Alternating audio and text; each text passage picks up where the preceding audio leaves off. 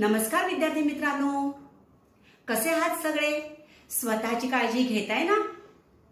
बालमित्रांनो, कोविड-19च्या या सद्यस्थितीत आपली शाळा बंद असली तरी आपला अभ्यास चालू राहिला पाहिजे आणि याच उद्देशाने बृहन्मुंबई महानगरपालिका शिक्षण विभाग व्हर्च्युअल ट्रेनिंग सेंटरच्या माध्यमातून आपण भेटणार आहोत. मी निलिमा कदम, तुमची व्हर्च्युअल शिक्षिका. बालमित्रांनो, आज आपण सामान्य विज्ञान या विषयाचा अभ्यास करणार आहोत. आजचा घटक कोणता आहे? चला तर पाहूया.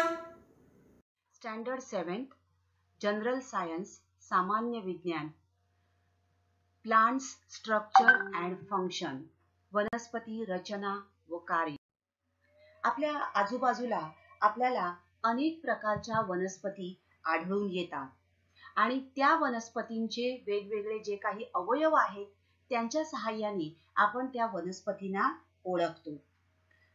So there are different parts of these plants. या अगोदर आपण ह्या वनस्पतींचे अवयव कोणकोणते आहेत ते शिकलेलो आहोत. Roots, stem, leaves, food factory of the plant, flowers, the attractive part of the plant, and fruits. These are the various parts of the plants. या वर्षी आपण या वनस्पतीच्या अवयवांची विस्ताराने ओळख करून घेणार आहोत. मूळ, आदी मूळ, that is radical. आपण ज्या वेळेला एखादं कडधान्य भिजत घालतो त्यावेळेला 1-2 दिवसानंतर त्या कडधान्यामधून अशा प्रकारे आपल्याला एक पांढरा भाग बाहेर आलेला दिसून येतो. The white part which comes out from the seed, and this part grows from inside and it grows towards the soil. It is known as radicle. The part that grows from inside the seed towards the soil, it is radicle. आणि या मुळाचा दुसरा भाग आहे अंकुर म्हणजेच प्लुमुल.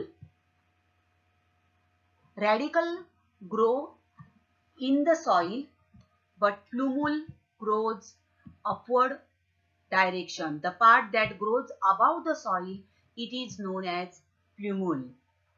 And leaves which are coming, that is coming from the plumule.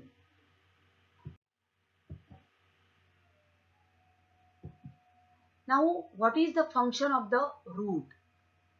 Now, root is the part of the plant which grows below the soil and it gives support. So, what are the functions of the root? To hold the plant in the ground and keep it upright, and to take water and food from the soil. Root hair, मूलरोम. काही मुळांच्या टोकाशी आपल्याला अशा प्रकारे केसांसारखे धागे दिसून येतात. Roots bear hair-like processes near the root tips. These are tiny finger-like projections are known as root hairs.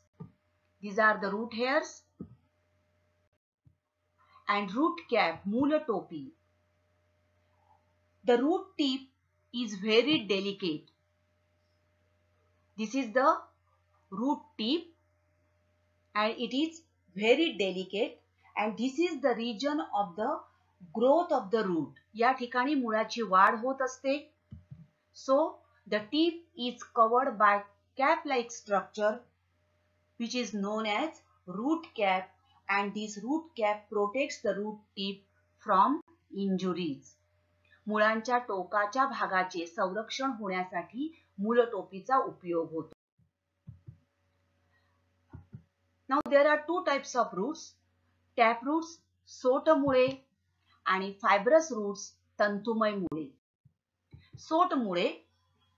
सोट मुळे याच्यामध्ये काही वनस्पतींची मुळे एकच मूळ मुख्य वाढत जातं आणि त्याला तिरपी उपमुळे फुटून ती दूरवर पसरतात. त्या अशा प्रकारच्या मुळांना सोटमुळे असे म्हणतात. The secondary roots which grow obliquely and spread far and wide in the soil. See, this is the main root and there are secondary roots which are spread far and wide in the soil. The dicotyledonous plants have tap roots. द्विदल वनस्पतींमध्ये सोटमुळे असतात, उदाहरणार्थ घेवडा, शेंगदाणा इत्यादी. Fibrous roots तंतुमय मुळे. Grass have these types of roots, that is खोडापासून फुटणारी तंतुसारखी मुळे, thread like roots arising from the stem. These are fibrous roots. Monocotyledonous plants have fibrous roots. मका, तांदूळ, ज्वारी, बाजरी यासारख्या एकदल वनस्पतींमध्ये ही तंतुमय मुळे असतात. काही वनस्पतींना जमिनीत वाढणारी मुळे असतात, तसेच जमिनीच्या वरील खोडांपासून वाढणारी सुद्धा मुळे असतात. आणि जमिनीत वाढणारी मुळे व आगंतुक मुळे अशी दोन प्रकारची मुळे असतात. They are known as adventitious roots. Maize, sugarcane, these plants have adventitious roots. रूपांतरित मुळे modified roots. साधारणपणे मुळांची कार्य म्हणजे माती घट्ट धरून ठेवणे, झाडाला आधार देणे, पाणी आणि क्षार शोषून घेणे. पण या कार्यांव्यतिरिक्त काही मुळं इतरही कार्य करतात आणि त्यामुळे त्यासाठी मुळांमध्ये जे काही बदल होतात अशा मुळांना रूपांतरित मुळे असे म्हणतात. Roots in some plants change their shape and structure to perform other functions than their normal functions. These are called as modified roots. उदाहरणार्थ बीटरूट, कॅरॉट, रॅडिश यामध्ये मुळं अन्न साठवण्यासाठी मांसल व जाडसर बनतात.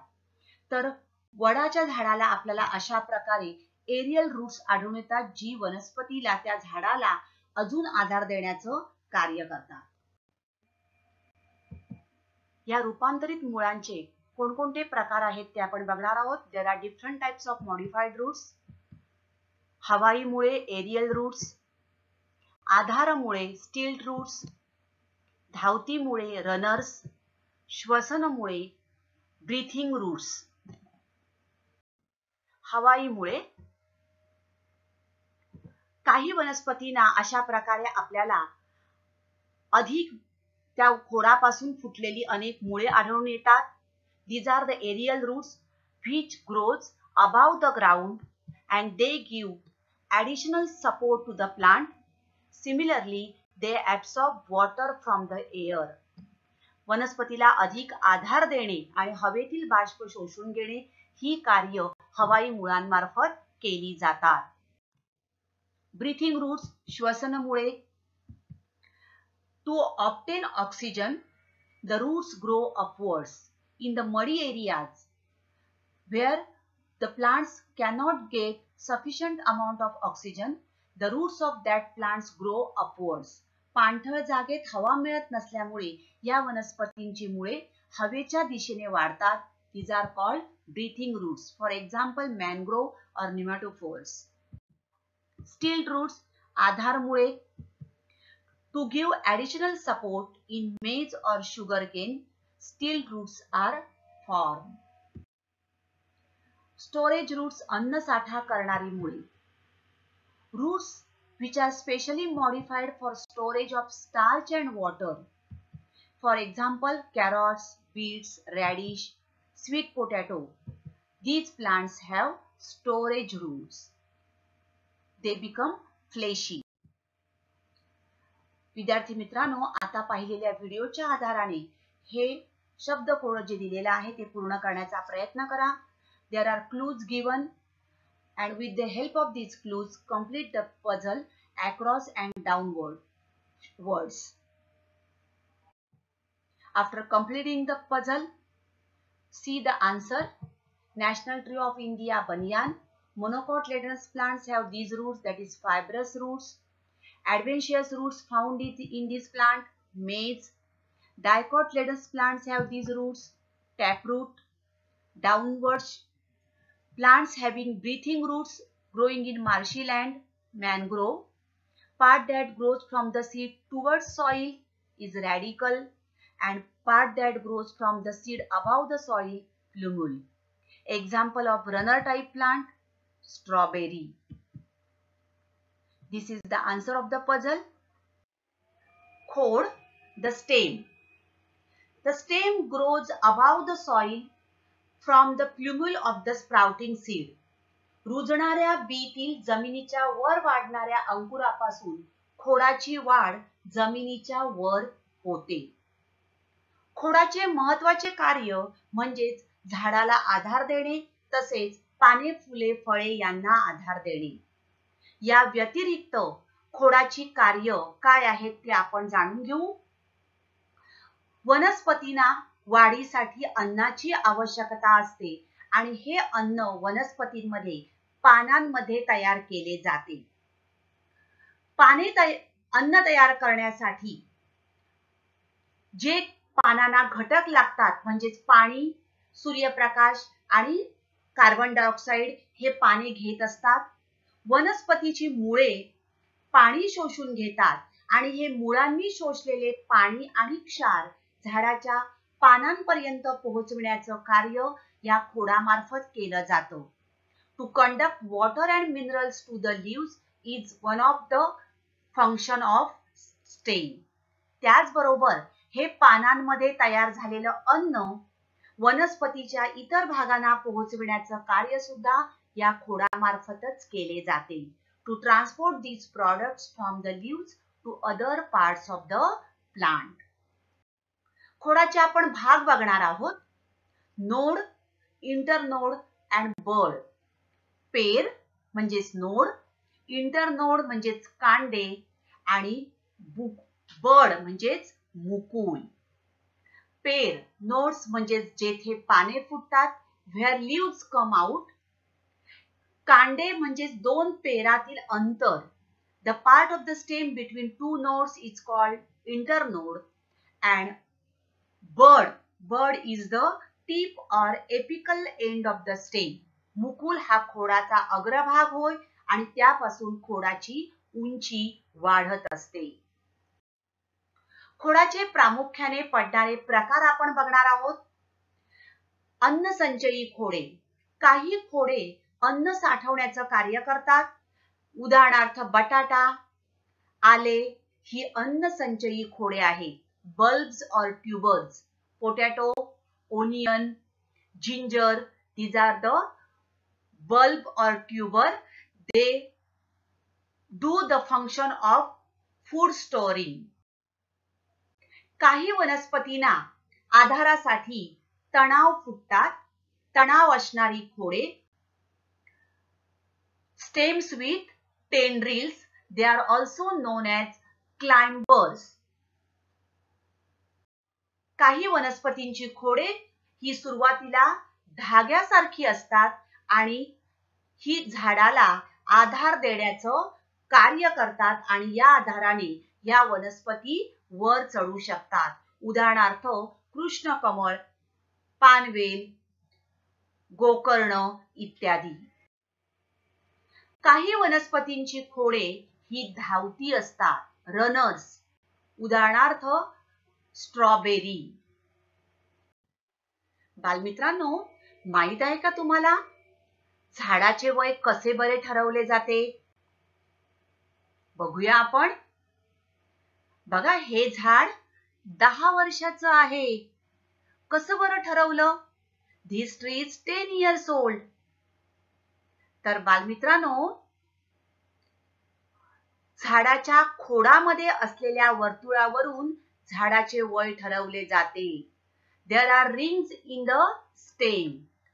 1, 2, 3, 4, 5, 6, 7, 8. This tree is 8 years old. म्हणजे जेवढी खोडामध्ये वर्तुळ असतील तेवढं त्या झाडाचं वय असते. त्याचबरोबर या वर्तुळावरून झाडाच्या गतायुष्याची बरीच माहिती मिळू शकते. We can know the past information about this tree. बघा, पहिल्या वर्षातील झाडाची वाढ, फर्स्ट इयर ग्रोथ. एखाद्या वर्षी पाऊस जर व्यवस्थित पडला असेल तर ही वर्तुळ जी आहेत ती व्यवस्थित आपल्याला दिसतायत. परंतु एखाद्या वर्षी दुष्काळ असेल तर ह्या खोडाची जी आपल्याला लेंथ दिसते ती बघा कमी झालेली आहे, अरुंद झालेली आहे ही वर्तुळ. म्हणजेच हा दुष्काळाचा हंगाम आहे. तर एखाद्या वेळेला जंगलामध्ये वणवा लागतो, जंगलामध्ये आग लागते, त्या वेळेला त्या खोडाला अशा प्रकारे आपल्याला व्रण दिसून येतात. स्कार फ्रॉम फॉरेस्ट फायर, म्हणजे कोणत्या वर्षी वणवा लागलेला आहे याबाबत सुद्धा या खोडाच्या वर्तुळावरून, खोडाच्या व्रणावरून आपल्याला माहिती मिळणं शक्य होते. थोडक्यात झाडाच्या गतायुष्याची माहिती या वर्तुळांवरून आपल्याला मिळू शकते. आज आपण काय शिकलो? खोडाचे भाग: पेर, कांडे, मुकुल. पेर म्हणजे जेथे पाने फुटतात, where leaves come out. कांडे म्हणजे दोन पेरातील अंतर, इंटरनोड. मुकुल म्हणजेच खोडाचा अग्रभाग, बड. आणि झाडाच्या खोडामध्ये असलेल्या वर्तुळावरून झाडाचे वय ठरवले जाते. बीच्या आतून जमिनीच्या दिशेने वाढणाऱ्या भागाला आदिमूळ असे म्हणतात. The part that grows from inside the seed towards the soil is called the radicle. आणि बीच्या आतून जमिनीच्या वरच्या दिशेने वाढणाऱ्या भागाला अंकुर असे म्हणतात. The part that grows above the soil is called the plumule. आपण मुळाविषयी माहिती घेतलेली आहे. मुळाचे सोटमुळे व तंतुमय मुळे हे प्रकार पडतात. There are two main types of roots, tap roots and fibrous roots. द्विदल वनस्पतींमध्ये सोटमुळे असतात आणि एकदल वनस्पतींमध्ये तंतुमय मुळे असतात. Dicotyledonous plants have tap roots while monocotyledonous plants have fibrous. तर विद्यार्थी मित्रांनो, आजचा पाठ समजला ना? या पाठाचं पुन्हा एकदा तुम्ही वाचन करा आणि असेच सुंदर सुंदर व्हिडिओ पाहण्यासाठी या चॅनलला सबस्क्राईब करा. पुन्हा अशाच सुंदर सुंदर माहितीसह आपण भेटणार आहोत पुढच्या भागात. Stay home, stay safe. Thank you. Bye bye.